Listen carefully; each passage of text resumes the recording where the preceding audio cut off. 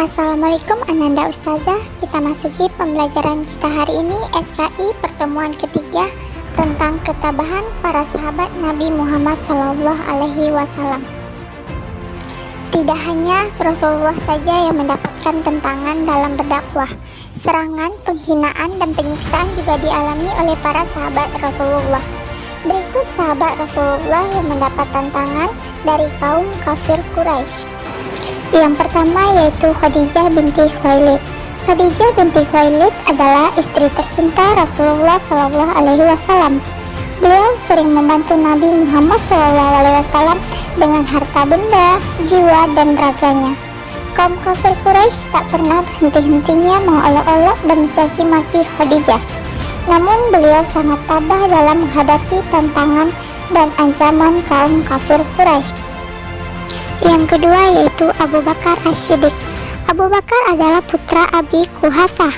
Ia termasuk orang terkemuka kaum Quraisy yang pertama masuk Islam.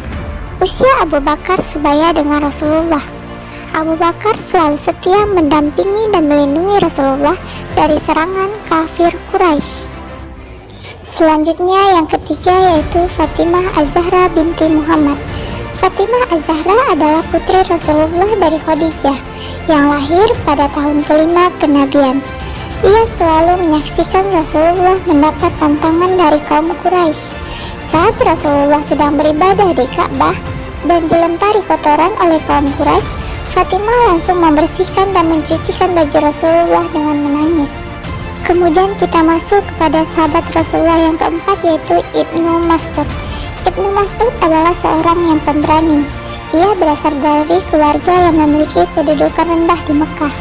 Meski ditentang keluarganya saat memeluk Islam, ia termasuk orang yang pertama yang berani membaca Al-Quran secara lantang dan terang-terangan. Sahabat Rasulullah yang kelima yaitu keluarga Sumayyah.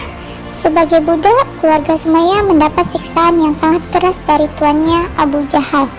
Mereka tidak diberi makan selama beberapa hari hingga tubuh mereka lemah. Namun ketiganya tetap teguh memeluk agama Islam. Akhirnya setelah beberapa hari disiksa, Sumayyah dan suaminya Yasir meninggal dunia.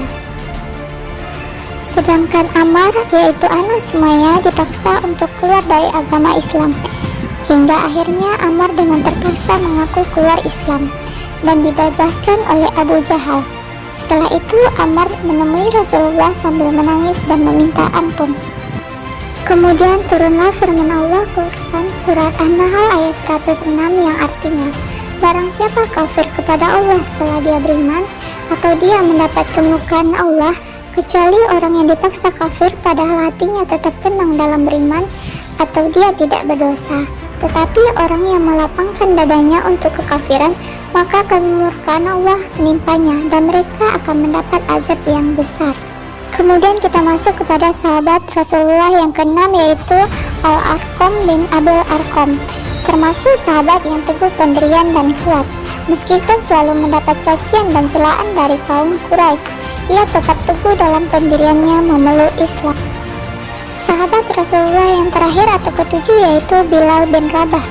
Bilal bin Rabah adalah budak dari Umayyah bin Khalaf. Ia termasuk sahabat kesayangan Rasulullah.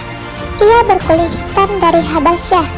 Saat majikannya tahu ia memeluk Islam, ia mendapat siksaan yang begitu dahsyat dan kejam. Namun Bilal tetap berpegang teguh pada keyakinannya terhadap agama Islam dan terus mengucapkan ahad. Selain sahabat di atas, masih banyak sahabat-sahabat Rasulullah yang juga mengalami hinaan dan siksaan dari kaum kafir Quraisy. Selain dari sahabat Rasulullah, dari kalangan budak yang telah memeluk Islam juga mendapat siksaan. Mereka tetap gigih dan kuat dalam mempertahankan kebenaran yang diyakininya, yaitu Islam. Demikianlah pembelajaran kita mengenai ketabahan para sahabat Rasulullah. Semoga Ananda Ustazah paham dan ayo kita kerjakan tugasnya. Tugas Ananda yaitu kerjakan soal latihan yang ada pada buku paket SKI halaman 17 sampai dengan halaman 21. Hanya yang pilihan gandanya saja ya. Ananda bisa kerjakan di buku tulisnya atau langsung pada buku paketnya. Demikianlah pembelajaran SKI kita pada hari ini. Ustazah akhiri, wabillahi taufiq wal hidayah. Wassalamualaikum warahmatullahi wabarakatuh.